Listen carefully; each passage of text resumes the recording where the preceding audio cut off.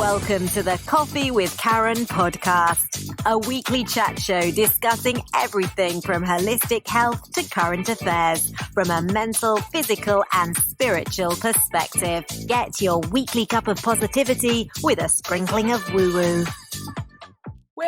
Welcome to the show. Today is Monday and this is going out on Mintwave Radio. So you can either ask Alexa or go and check it out on the website. Or if this is via podcast, again, you can go to the website, look at Podcast Network, and you can download the app for Android, for Apple. Today's episode is 136, and today we have John Kenny, relationship coach, and we're going to be talking about 6 things to understand in order to create a healthy, loving relationship. So I'm your host, Karen Roberts. We're just really looking out to help coaches and therapists get their message heard to the people who need it. So, John, welcome to the show. Hello, Karen. Thank you for having me. So, John really is an award-winning relationship coach to people who want to attract or create healthy, loving relationships. He's an author, he's a speaker, documentary maker, and host of the Relationship Guy podcast. So you've got a pretty impressive resume there. So can you share with the audience, first of all, a little bit more about your story? How did you come to be doing what you're doing right now? So I've always been in some kind of service industry. I remember when I was probably 16, 17, I used to be in the sixth form and I'd sit in the corner with my little packed lunch and people would come and sit in the corner with me and tell me all about their problems. So I think there was a calling for this way back when. But as I said, I worked in the service industry. I've worked in retail. I was a PT. I was a firefighter. And then I went into therapy and went and trained as a counsellor back in 2004. And then in 2012, I met a coach and had some coaching. And they helped me to see that I was telling myself the same old story over and over again, and I wasn't changing my own kind of patterns in my own life. So even though I'd had therapy of my own for a couple of years, I kind of had a kind of deep understanding of myself and the problems I was experiencing, but I didn't really know how to change them. So that's when I decided to integrate coaching into my therapy. So my work now as a relationship coach, I have the experience of looking at past with people through the therapy training I've had. So I help people to understand the past, which is kind of what made the hugest difference to me, is that having that deep understanding of what happened in my life and who I was because of that, and then being able to make the changes that were necessary in order to let go of the things that weren't helping me any longer and to put new things into place to get the things I actually wanted in life, is now how I use that within my coaching to help people to create those relationships they're looking for. And the most significant thing that changed for me was relationships. It was relationship myself, which was incredibly unhealthy, but also how I was relating to other people. And that was bringing a lot of difficulty, stress, destructive, toxic type relationships into my life. So being able to change those made the biggest difference to my own overall well-being. So that's why I decided to focus on relationship coaching. I mean, it's all relationship, isn't it? I suppose with every issue, it's the relationship you have with, whether it's a relationship with your job, relationship with your partner, relationship with your parents, your kids. Yeah. I suppose that's what it is, isn't it? Yeah. Everything that we have a relationship, like you said, we have a relationship with everything we do and everybody that we know and everybody that we don't know in some cases. But and if they're not good, you're not going to be in a good space yourself. And it's about just understanding how those are affecting you and then what you can do to make them better for yourself. Right. And it's just, I think more and more people are coming to this understanding that so much of our, whether it's our, whatever you want to call it, our programming is coming from things that have happened way back when. I mean, it's interesting, isn't it? That just, I don't know, it's almost like, for me personally, my perception used to be, well, you know, unless something really, really bad happened to you back then, you know, why is this going to affect you? But yeah, exactly. Yeah. But it ain't necessarily so, is it? No, it doesn't have to be anything massively traumatic. It's just a generally repetitive type messaging. and then you decide you perceive that in a certain way, and then you make up these stories in your head. I mean, as someone quoted before, you don't live in the outside world, you live in your own world, inside your own head. That's how we view the world. So everything that we process that goes through our heads, we've already got an idea a lot of the time about what that is, and then we put our own perceptions and meanings onto those types of things, and that's how we then act out. So yeah, it doesn't have to be traumatic, but it could just be that you made up your mind about something as a kid, and then maybe that message has been reinforced as you've got older, and now you carry something around with you which is completely wrong, unnecessary, and unhelpful. There's so many things that aren't serving us. But I mean, Mm. what are the ages there? I mean, I've heard sort of, I think up to 7, isn't it? The Yeah, first. usually 7 or 8. You're pretty much your brain's. So when you're born into survival mode. So you need to survive. So everything you learn as a youngster is very, very important, and that's why Yeah. it sticks so much more. And even if it's not traumatic, it could be incredibly important because you're in survival mode. So you needed to learn this while you're learning to survive. So these things go in much more significantly than they would otherwise. And also your Yeah. brain waves are a lot slower. So you're in what your brain waves are called theta wave. So that's what we do when we're in meditation, when we're in hypnosis and things like that, is we slow our brain waves down so that we can absorb information much more quickly and much more deeply. And that's the kind of when our brain is in that state when we're kids, because again we need to learn a load of stuff really quickly. And so if we've had a difficult time as a child, or we've had certain things happen when we're kids, it's gone in at a really deep level, and your brain has said, I need to hold on to this information because it's going to take me through the rest of my life. And so therefore your brain is pretty much concreted in that space.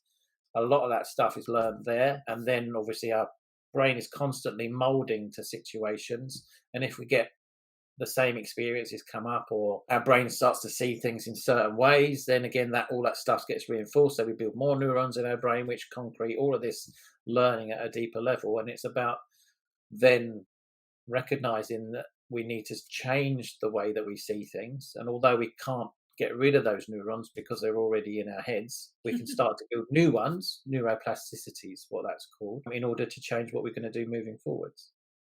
Right. And do you think anybody escapes unscathed? I mean, have you have you met anybody that has not had something that might not be serving them due to, anything? And again, nothing necessarily that you would consider that traumatic, just, I don't know, a Mm. conversation with a teacher when they were 6 or Yeah, I something. think there are. I mean, I remember things. I can't remember what it was now because it wasn't. Obviously, I haven't held on to it. So you But can't remember things. I remember something the other day, and I thought, I remember that happening when I was whatever age I was. And I thought, why am I thinking about that? But it's clearly something for a reason that stuck with me at that time, and then it had come up in either conversation or something I was doing. And I thought, why is that there? I didn't think I'd even remember that, but clearly something around that experience was important for me enough to remember, because there's going to be millions of things that have happened in my life that I don't remember. Yeah. But yeah, I did actually meet someone not probably 2 or 3 years ago, and I was talking to them, and they were like, I don't have anything I need to concern myself with. There was nothing that I'm carrying from my past. And they were completely convinced. And again, I didn't have a long enough conversation with them to delve into it a little bit more. Because generally, when people do say that, if you talk to them for long enough, their tone will change fairly quickly, and they go, "Oh, there was that, and oh, there was this." Because denial is a great feature that your brain throws in to the mix to try and stop you from remembering all the things you don't want to remember. But this person was completely convinced that they'd had this amazing kind of upbringing. They weren't really carrying any baggage, and I've just taken on face value. They didn't seem to be in a really good place, so I wouldn't say that they were necessarily wrong about that. But majority of people I speak to that they say, "Oh, there was nothing happened." Once you've maybe had 2 or 3 conversations with them, especially with on the coaching front, then you start to question, okay, well, how did that affect you when that happened, or what do you believe about that because that happened? And oh, you know what? Actually, no, I do carry this because of that. So it's interesting that although we might not think a lot of the time we have got anything that influences us, if we look at it Mm. hard enough, again, if we need to look at it hard enough, I guess that's another thing I would say, because sometimes we just don't need to look at this stuff because it's not having a significant enough impact on us to warrant that. No, but it could be unconscious though. Yeah, That's I suppose the difficult thing is how would people know if there is something yeah, and that's going where I on, kind of because it come in. might I be mean, unconscious. yeah, again, that's what we do as coaches, right? We look at people and we help them to understand those little nuances of, okay, if that is impacting you in this way, you are doing this because of this. This is why this happened, and we need to be able to decide which bits we want to keep and which bits we don't want to keep and what bits we want to change in order to make sure that we can move forward in a way that serves us the best. And it is such a fascinating subject until, it's just such a shame that this stuff isn't taught in schools for starters, because just imagine a world we'd live in if everybody, once they got through those first few years of that stuff, so up to 7, 8 or Mm. whatever, and then learn about how some of those things could affect them before they left school, we'd live in a fantastic Yeah, world, wouldn't I'm we? not sure if necessarily teaching it is the right thing, because I'm not sure that kids, I mean, no offense Oh, to kids, but I don't necessarily think they're cognitively or emotionally or ready whatever for aware it. enough, ready to take it all on board anyway. But True. I think it needs to be pointed out to them that this is possible, this is a possibility, at least just to put that seed into their mind that there are Yes, things. at least before they leave school, surely. Yeah, most definitely. Yeah, I mean, if like maybe secondary school from Yeah. in old money, I think that would be like first year secondary, which would be year 7. I Oh, I know. think. I still get I still get confused. You My know, brain is still thinking in the way, we went to school. And I've yeah, had most two definitely. daughters still go through the new system, and I still couldn't get my head around it. So what? How old are you then? No, no, like when I got clients that are a bit younger, they go, when I was in year this and year that, and I was like, how old were you then? Because I don't know that Yeah. that terminology. I have to try and figure Yes. it. But yeah, I think it's definitely something that needs to be brought into the awareness of people, like children, at an earlier age, just so that they know when they're coming into adults and when they are starting to make different choices for themselves, they can actually reflect a little bit and go, okay, I remember that being taught that actually this may not be exactly what it might seem to be, and I don't. And there are things that I'm recognizing very early in my life that I might be doing. There was a guy I had on my podcast last year, and he said he was about 14 or 15, and he actually on his own started to look at people and what they were doing and trying to understand why they were doing it. And he said it made such a huge significance to him trying to understand people because he didn't go into himself. And I think that's what we do. We go into ourselves a lot and we interpret the world from inside rather than going, okay, why is that person doing what they're doing? And do I need to allow that to influence me? And it was fascinating. He was so young when he just decided that he was going to take that route and stop making everything personal, and really developed himself as a young adult that was able to be really concrete in his own space and say that's not my stuff, which is really Wow. an unusual thing for us to be able to do. I think I That was in is my an early, is an old I was in soul. my early 40s or something when I was doing that. I'm still working on it.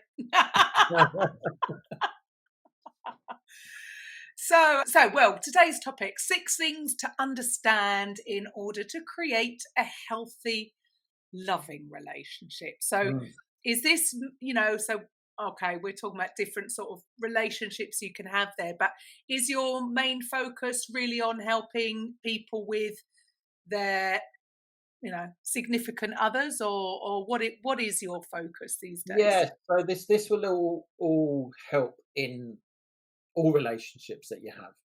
My work is mainly around helping people that have never found the right type of person to be with, always attracting the wrong type of person, and want to really understand why that's happening, why they've never been able to kind of create the relationship that they want.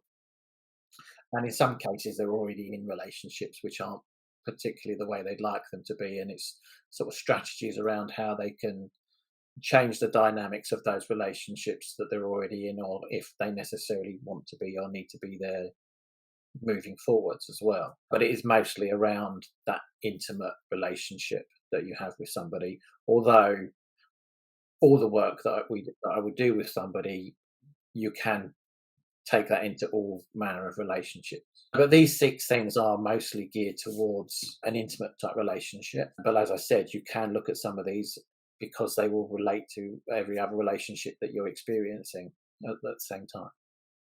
Cool. Okay. So, well, let's go through. Please be my Yeah. guest. Okay, so so the stuff that I do, like I said earlier on, is based in the counselling and coaching that I do. So it's looking at these past things that have affected us and how they are subconsciously impacting on the decisions that we make around relationships. So the first thing is in our attraction style. So we have a tendency as kids to learn how to be in relationships, and then that can influence the kind of relationships that we are attracted to as we get older. So, for instance, I'll use myself as an example. I would always attract the type of people that would reflect how I saw myself.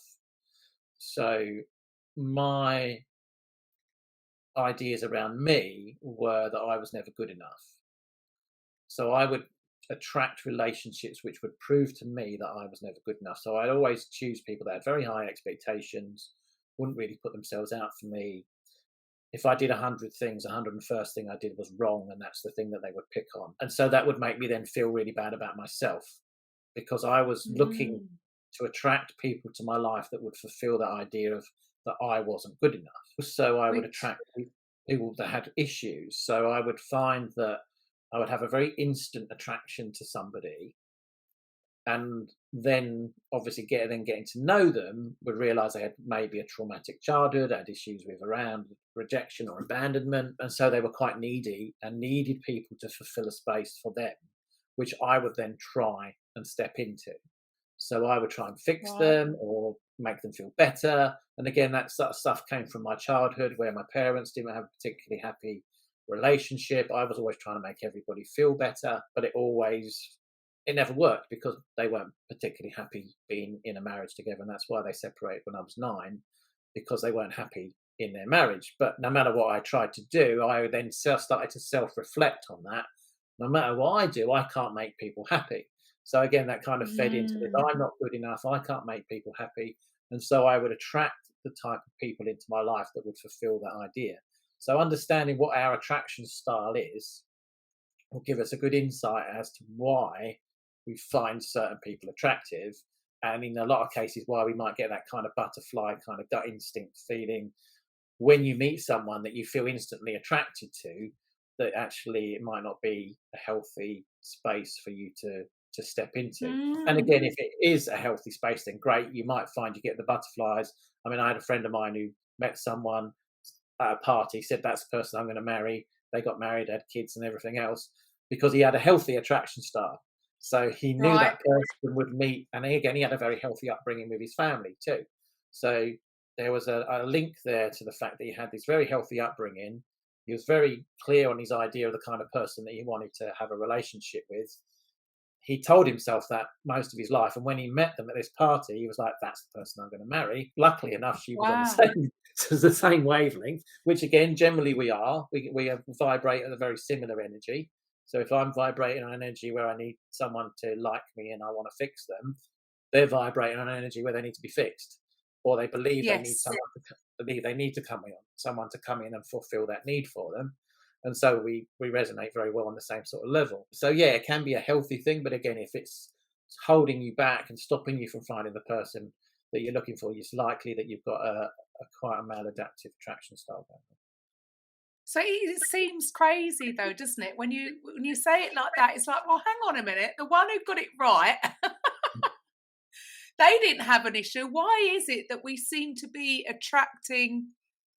And I get it, because it works both ways, doesn't it? So like you say, because you were fulfilling that need, as it were, you were attracting somebody that was trying to fulfill their need, really. Yeah. But why? So hang on the positive, it works, but when it's on the negative, it's like the opposite. You get the opposite. It's a weird.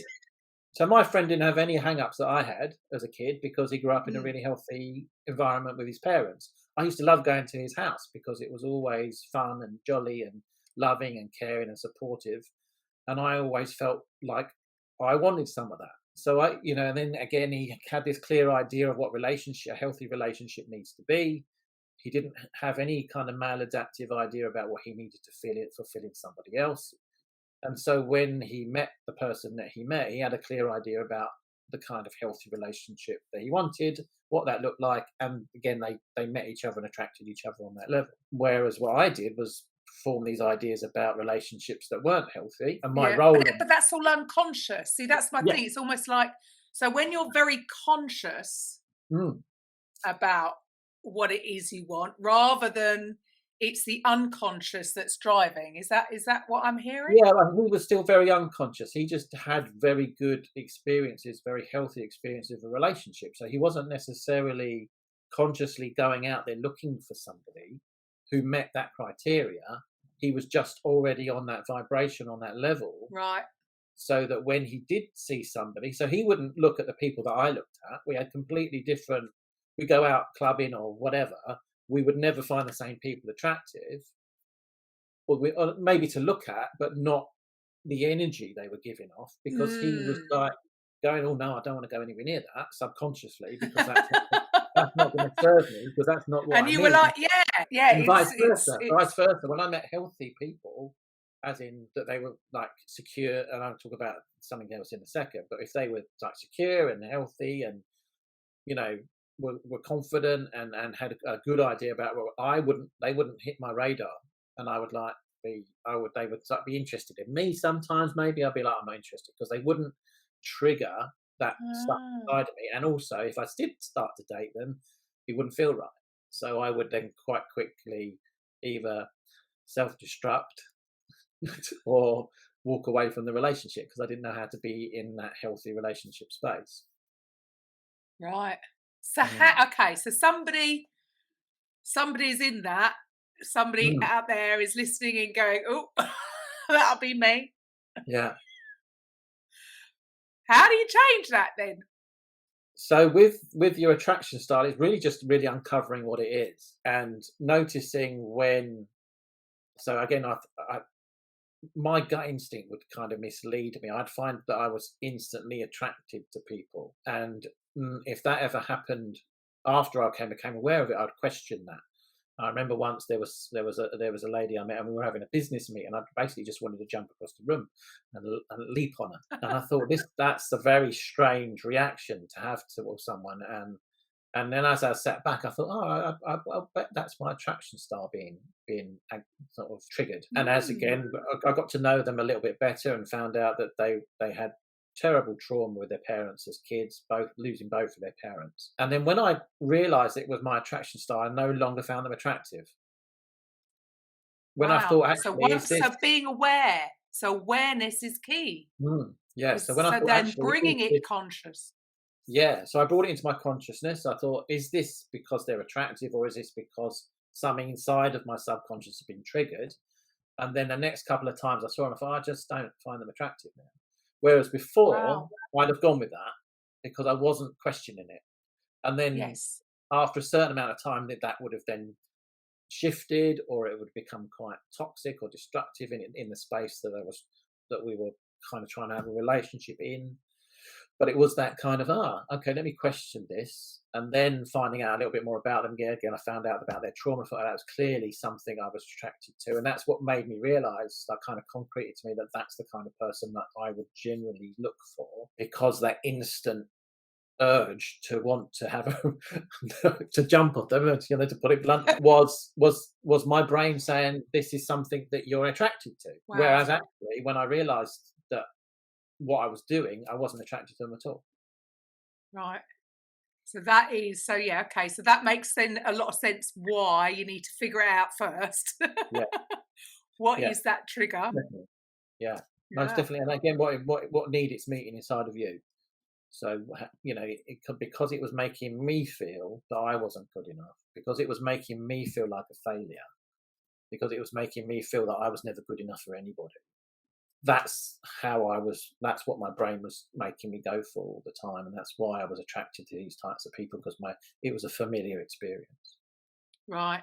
It's mad, isn't it? I mean, and it does affect us with everything throughout Mm. life, but you sort of get it that it was there, back in the day, hundreds of thousands of years ago, to protect humans, Yes. fear Yeah. and danger. But you would have thought that we would have come on a little bit and been able to sort of deal with this sort of funny aspect of our Yeah. minds. They are it's just quite a phenomenal thing that some things it serves us, but these days we're not running from saber-toothed tigers or No. No. I was and actually, in other aspects with yeah. relationships it could completely muck us up. Oh, completely, completely. I call it spiky and cotton wool situations. So in my instance, my brain was saying, this is a spiky person, but this is what you know. So you know you're going to get hurt, but you know you're going to be all right. So go with that. And if there was Yeah. a cotton wool person who could give me all the love and affection and softness that I was looking for, my brain would go, yeah, but I don't know what that feels like.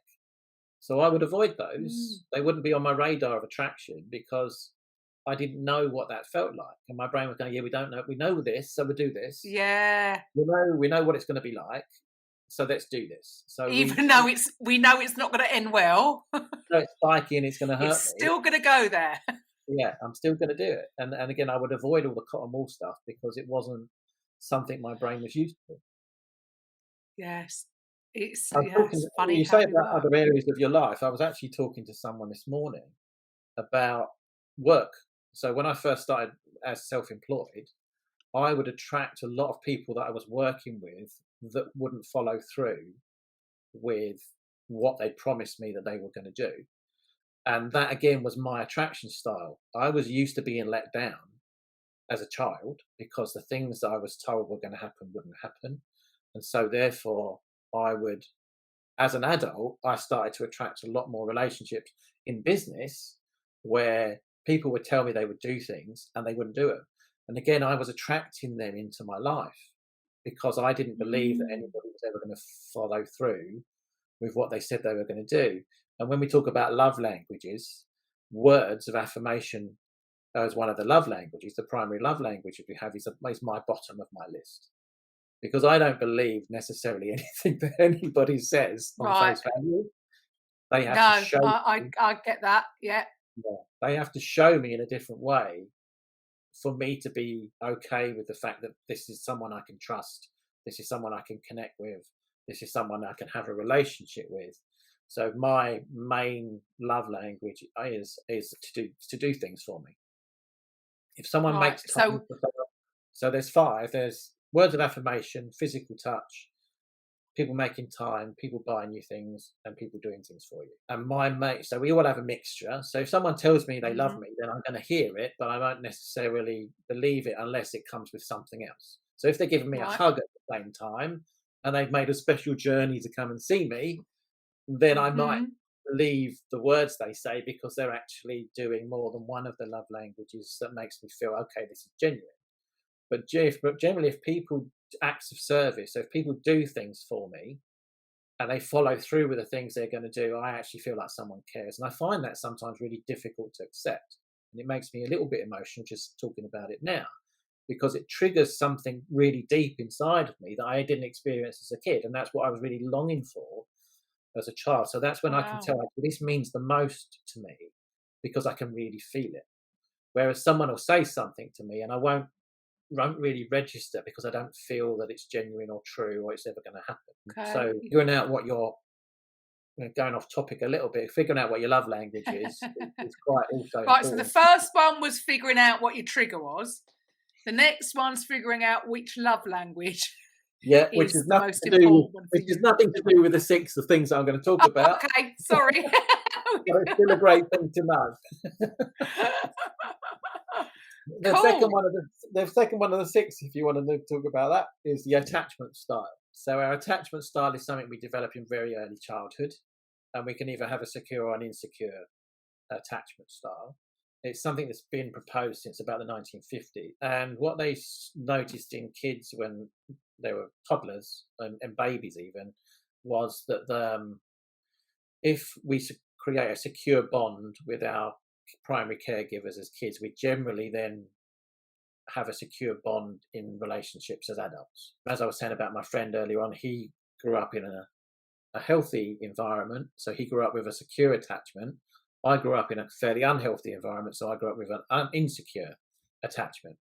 So my insecure attachment was what's called a fearful avoidant, and there's two types of avoidant attachment. There's fearful and dismissive.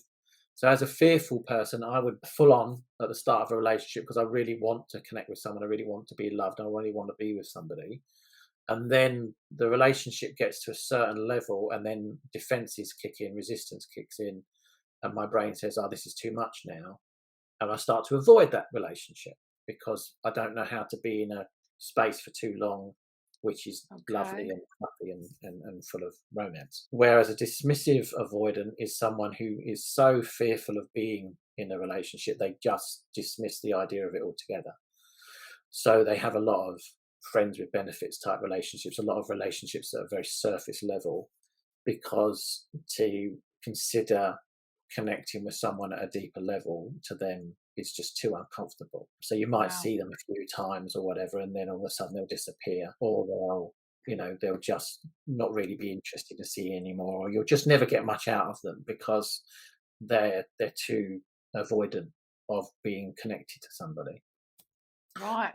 So with the fearful type one, which is the one I was, you might get someone that does a lot of love bombing because they're really in it to start with. So they want to really get you to like them again, because this is all based in massive insecurity. They really want to connect with you, but they also really want you to like them. So they might do lots of things to try and get you to like them. And then they'll just sort of eventually they'll just switch off and you sort of think, why are they ghosting me now? It's because they've reached a point where they need to back off. Yeah. And when it comes again to that one.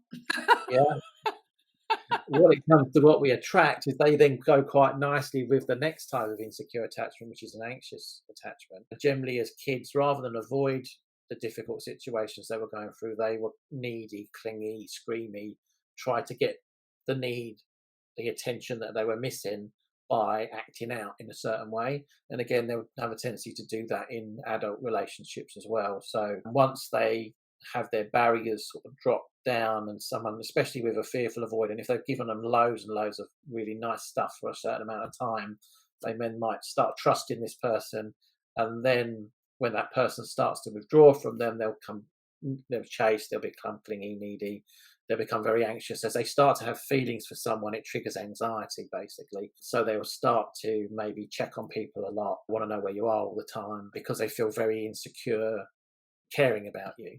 And it's very interesting. A lot of my clients, and they say, oh, at the beginning of the relationship, I didn't really care. And I say, well, that's probably because you've got an anxious attachment type. Did you start to struggle when you started to like them and started to have feelings for them? And I go, yeah. And I guess that's because you were triggered. Your insecurities from your childhood were triggered because you actually started to care about this person. So it's something to be really mindful of, that if you have an attachment style which is insecure, you are going to find it very difficult to maintain a healthy relationship space, and you're very likely to keep choosing similar types of relationships over and over again because they meet your attachment style. The last type is called a disorganized style, which is a mixture of an anxious and an avoidant, and that's the least common. It comes from mostly some kind of trauma in childhood. So it's where you are so confused about relationships when you start to care about someone that you anxiously avoid things. maybe your father would abuse your mother. So the person that you're supposed to love and is supposed to love you and is supposed to make you feel safe and secure, you also see that the fact that they can cause harm to someone else. So therefore, how you are with them becomes very disorganized. I love this person, they love me, but I can also see they can be very harmful and abusive to someone else. And therefore that completely complicates how it's all it's just amazing how much fear, because that's really what I've heard from you there is just different types of fear, all fear, sort of acting out slightly differently in each scenario. Yeah, Well, you've most definitely. responded in that way Mm. to overcome that feeling of fear, and that Yeah. one's gone that way. A bit like I read the book, it's a fiction, Celestine Prophecy. Oh You read the yes, yeah. Celestine I've read Prophecy? that. Yeah, I read that many years So a ago. bit like about how our energy, we dominate, or are you aloof versus interrogate, and it's just a little bit when you step out of it. And look, don't get me wrong, can recognise myself in a couple of those things, bit of this, bit of that, Yeah, but it's just madness when you can step back and look at you think, oh right, I was doing that because of that, mm. or because of fear. Yeah. Why are we not more positively led rather than we seem to be more fear led? Because, as you said earlier on, there were tigers in the bushes when we were young, when we were evolving as human beings. So fear is more powerful than game. So most people are away from people, as they say in NLP, than they are towards people. Most people run to avoid pain rather than run to gain pleasure, because it's Mm. or driven instinct within human beings to be fearful and to avoid pain. So we do whatever we can to avoid pain than we will ever do to run towards pleasure. So if we're not sure which is which, and our brain is very negatively biased because of that, so it will make a negative choice based on what we believe is going to be the outcome. So we need to decide it as adults that actually we need to make choices, make different choices. We don't necessarily need to avoid pain, because No. avoiding Yeah, we pain, don't have to run these automatic. no, because it's not always going to hurt us the way we think it might. And as adults we can say, okay, well, I've always got through this, so therefore I know I can get through. So if I want to fall in love with somebody and I know it could come to an end, then that's okay, because I'd much rather experience the idea of loving somebody and being connected with somebody and worry about whether it's going to come to an end or not. And if it does come to an end, it might hurt for a while, but I'll be all right. You'll get over Whereas, it. whereas our brain is telling us, no, this is too much. You need to now do something about it. And so that's Mm. why you said we need to be really conscious. But fear is so much more, again, as kids in survival mode, what would cause us pain, what would create fear within us, was much more powerful. And our brain would say, I'm going to remember this because this hurt. Mm. Whereas the pleasurable stuff that we had as kids, we probably don't have many memories of that at all. It's terrible, that is, isn't it? It just Mm. seems to be, because you're right. You remember, seem to remember the terrible things more so than And much God. more powerfully as well. So if you remember something you Yeah, really enjoyed, generally the level of emotion that you're going to get is much less than if you remember something you didn't enjoy. So your yeah, brain will go back into that painful moment and re-experience that emotion, because it's trying to remind you of it to keep you from doing it again. Whereas the pleasurable stuff, it's not going to raise too much of an emotional yes. response, even though you knew you enjoyed it, because your brain doesn't need to hold on to that information as much as it does the other one. Man, we got it the wrong way round. We need to focus on the positive. We need to Exactly. remember the better things, don't we? So we can Yeah, have more of them. we do. We're And also funny creatures, aren't we? the fear stuff as well. Yeah, we are. But again, that's how we evolved. If we didn't do that, we would never evolved as a species. True. But Because now we'd have been we've running figured it towards out. danger all the time and it all died. It's like, can we sort it out now, please? Mm, Like, yeah. what's going on? So hang on, I'm lost. How many? Number Where are 3. we now? Ah, that was number 3. This is number 2. Sorry, that was number 2. This is number 3. So Oh, right, we're only on number 3. My relationship goodness. relationship. So we all have beliefs about everything. So what we would believe in God or whatever that might be. And we also have beliefs about relationships. So if we believe that all relationships cause you pain, that they're unreliable, that no one's ever going to love you long enough, or whatever it is, then you're always going to try and make your beliefs your reality. So they are your truths, if essentially. So if they don't exist in your life, so if I had a relationship with somebody and I believe what I just said, that relationships are unreliable, that no one's ever really going to love me, then there's always going to be pain. my belief is always going to manifest. Because even if it doesn't exist, I will make it exist because I need it to exist because it's my truth. And if it doesn't exist, my brain gets really uncomfortable and says, okay, we now need to do something to create the belief that you believe it. And so, again, if I've got healthy relationship beliefs, I'll manifest healthy relationships. And if I haven't got healthy relationship beliefs, I have a tendency to manifest unhealthy relationships. And if I do manifest a healthy relationship and my brain, and I'm not conscious, then my subconscious belief will take over and I will then destroy that relationship to fit with my belief system. So we need to be mindful of what our beliefs are that we carry, and then we can put healthy beliefs in if we don't have healthy beliefs to create the relationships that we want. Because then again, I suppose, this is all the auto response, and until you can look at it, then you can change it and go, really? Was that because of that? Yeah, exactly. I did that because. Yeah, but isn't that always the case when you look at everything? It's like, oh, that was me getting in my own way. Yeah, exactly. I mean, there's a lot of things that we don't have control over, and then the world outside of us. What I say is the only way to be in control is to let go of control. Yeah, but isn't there one thing we've learned in the last few years is that we were never in control anyway? Yeah. Well, that was just the only thing we control is what goes on in our heads, because that's the only thing we can master. And then if we can master what goes on in our heads, then we can master our outcomes. Because if we can manifest the stuff that we're really looking for. So it's important, and I'm going to come on to that a little bit more when we talk about one of the other things on my list. Sorry. That's okay. So relational patterns is the next thing we need to look at.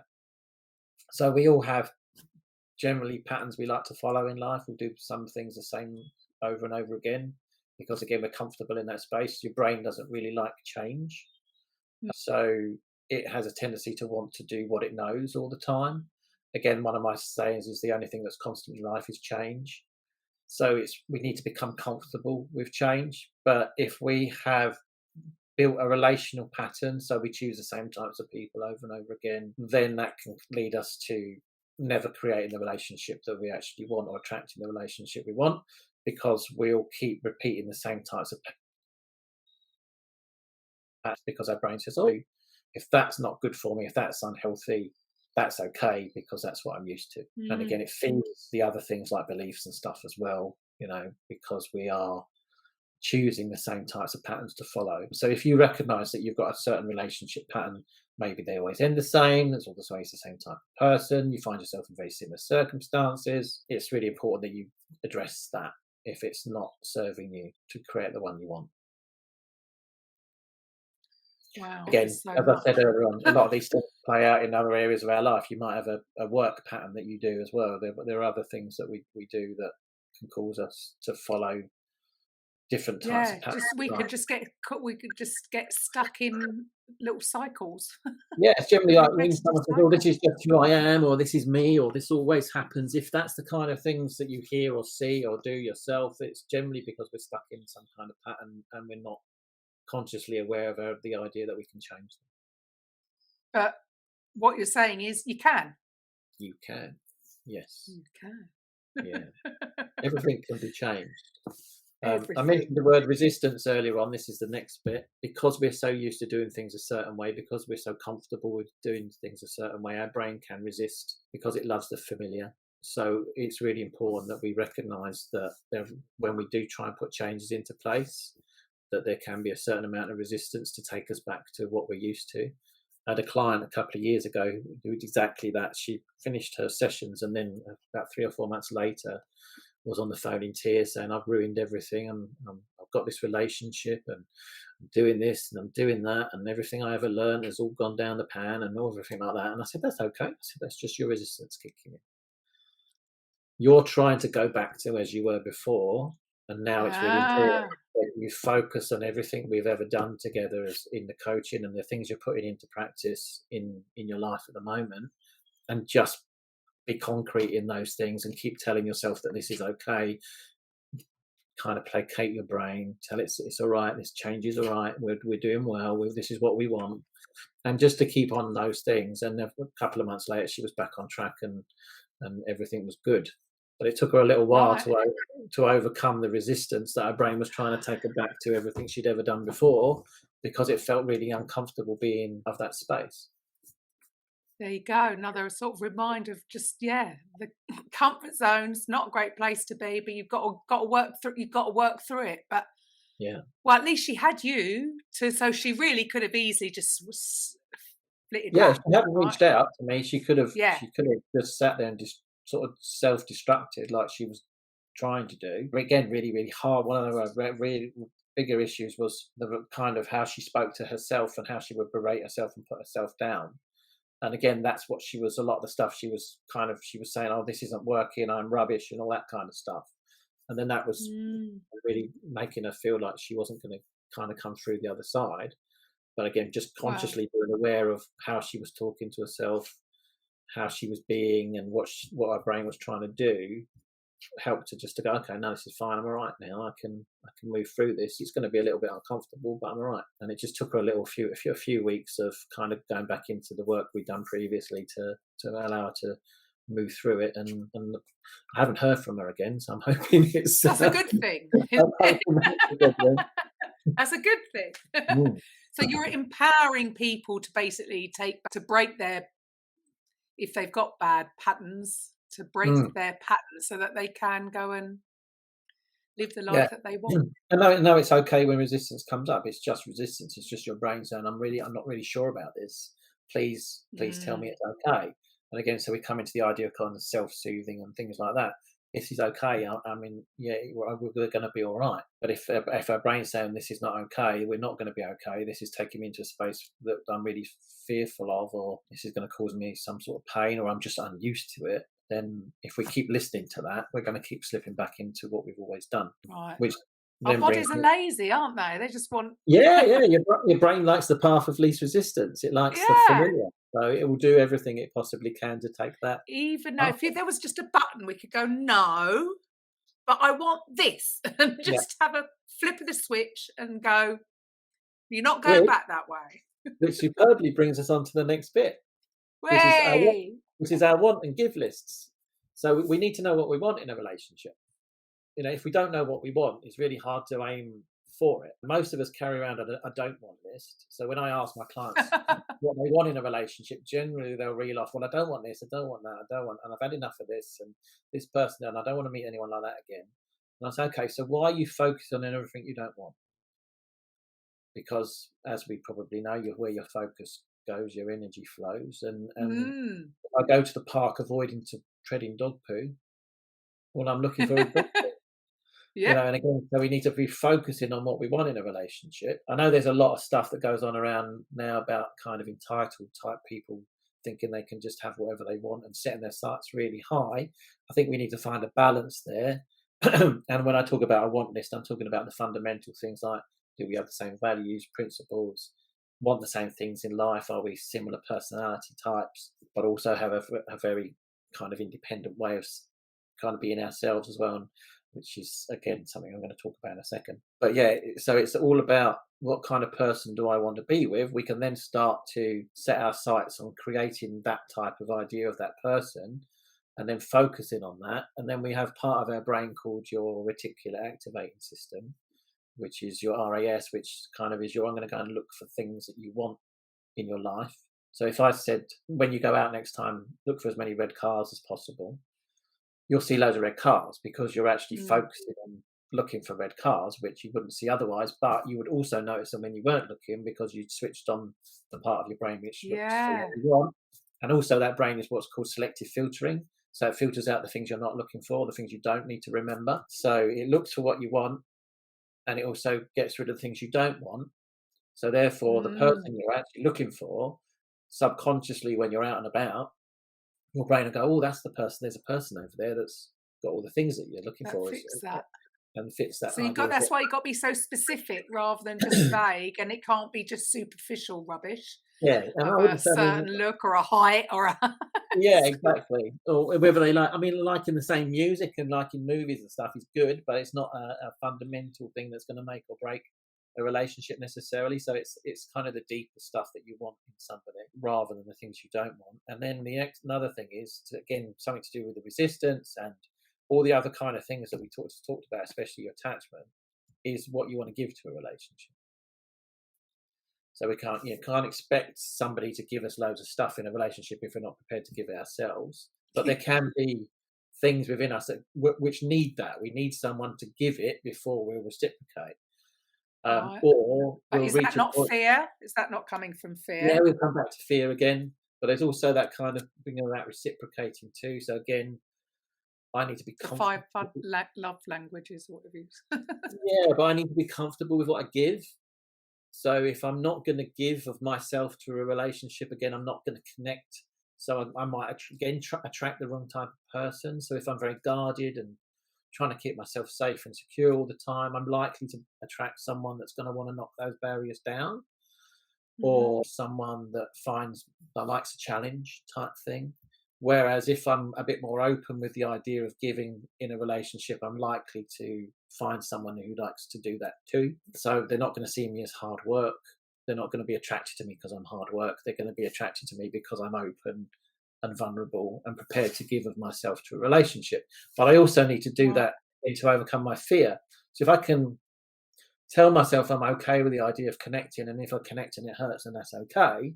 But I want to experience that type of relationship. Then when it happens, I've already kind of preempted that and pre-warned my brain that I'm going to go for it regardless of what it tries to tell me to do, because I'm comfortable in doing that. I'm comfortable being vulnerable. There is an idea of this is who I am. This is how open I am with you. Again, obviously, we don't do that at the start of a relationship, because that would be a major red flag. But as relationships, Yeah, again, balance, like yeah, you said exactly. earlier. Yeah. If someone tries to throw all of this vulnerability at you at the start, then again, they run. And if you're doing that as well, I mean, I used to go out with girls on dates, and I used to tell them all about my tragic childhood because I was looking for sympathy. I was looking for someone to feel sorry for me, and I was looking for that acceptance. And then, and then I think they didn't kind of call me whiny, but they kind of intimated that I was a bit whiny. And I went, oh, and then when I started to do this work on myself, I thought, why would I do that? Why would I be whiny? What was I looking for? And actually, I was looking to be accepted and validated for all of my trauma and everything else I'd ever been through. And it was my way of trying to get someone in to like me rather than Mm, just being myself. I was telling them all the woe stories to get them to see me in a certain way. And then when I realized I was doing that, I was able to go, oh, I'm not going to do that anymore. And I stopped. right. So it's Because been really, really being honest with yourself and looking at and questioning yourself as to Mm, what which ideally brings what us was I on. doing there? We've actually had 6, but there's a sneaky number 7, Oh, go uh, on. and that number 7 is what you just said. It's that relationship with yourself. Because if you don't have a good relationship or a healthy relationship with yourself, you're very unlikely to attract a healthy relationship towards you, because you're going to manifest how you see yourself a lot of the time. If you're judgmental of yourself, you're probably going to pick someone who's judgy. If they're not judgy, you're not going to listen to them. Again, it's so to get all of this in the right place, you need to look at yourself and say, okay, how do I see myself? What kind of relation do I like myself? I remember I was in my 20s, and I won a raffle. I was in Spain, and I won a raffle, and I got up on stage to collect my raffle prize, and the guy said, what's your name? And I said, John. And I went bright red. I thought because there was like 300 people in the room and I was a bit drunk, that I just got a bit embarrassed. But actually, it was because just saying my name embarrassed me, because I didn't like who I was. I had a really unhealthy relationship with myself. I was massively insecure. And that then led to me keeping these kind of relationships going that I was always choosing were ones that fitted my idea of how I saw myself. So I didn't think I was lovable. I try Right. and sell myself to somebody to get them to love me, but it wasn't really who I was. And they were never really going to love me because I wasn't loving myself, and I wasn't showing them a side of myself that was authentic or genuine. That's where it all comes from. It started. So how did you deal with that? Is that through all the different tools that you've got in your toolbox that can help people like NLP and other stuff? Is Yeah, that yeah. how you? I check in with myself a lot about how I talk to myself, whether what I'm doing, what I'm not doing. Am I self-sabotaging? As I've got a massive history of self-sabotaging behaviours. I remember I used to run for Great Britain when I was in my late teens and early 20s. And I'd go down on the blocks because I was a sprinter and I'd be singing a song in my head rather than focusing on the race because I didn't believe I was good enough. I didn't believe I deserved to be there. I had a bit of imposter syndrome. And when it was on the bigger stages, I would always 99% of the time fluff it up because I didn't believe I deserved to be in that space. And so I wasn't able to really do the focus that I needed to focus on in order to achieve what I could have achieved. And so again, in relationships, I would it's just so interesting how it can all play out in different aspects of your lives. Yeah. No, so how do the listeners get hold of you, John? Because I could talk to you for ages. It's quite a fascinating subject. It is. How do they get in contact? What's your website? The website's johnkennycoaching.com. Kenny spelled Kenny. There's you can get a free consultation if you want to talk to me about what you're going through and whether you think coaching is a good thing for you to embark upon. I have a program which offers this as well. So if you just want to look at these certain things, you can do it yourself with my online program, or you can choose the online option, which works with me as well. So we do 1 week of the video, 1 week of coaching, 1 week video, 1 week coaching, and we do that for 10 weeks. So if you want to reach out and just have a chat about what might be best for you, if you're looking to change this area of your life, then just go to the website and get in touch. We can have a chat. Fantastic. So johnkennycoaching.com. Yeah? That's it. Awesome. Thank you so much for your time today. Really interesting. And to everybody else, I will be back tomorrow then with a Coffee with Karen. Bye for now. Coffee with Karen podcast, a weekly chat show discussing everything from holistic health to current affairs from a mental, physical and spiritual perspective. Get your weekly cup of positivity with a sprinkling of woo-woo.